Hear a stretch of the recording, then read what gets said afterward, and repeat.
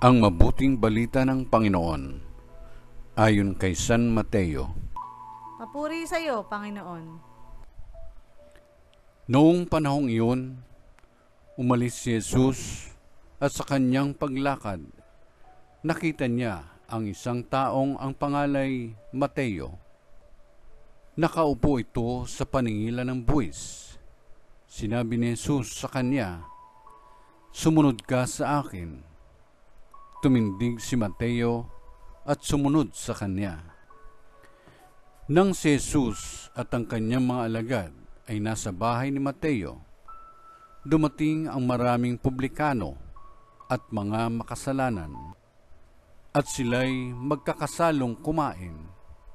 Nang makita ito ng mga Pariseo, tinanong nila ang kanyang mga alagad,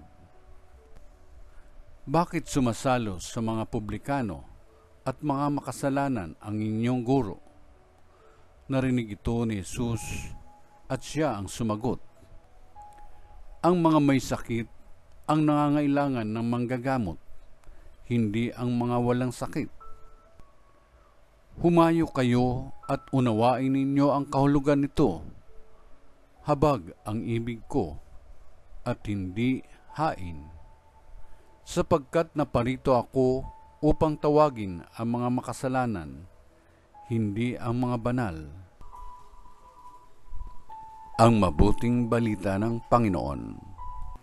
Pinupuri ka namin, Panginoong Jesucristo.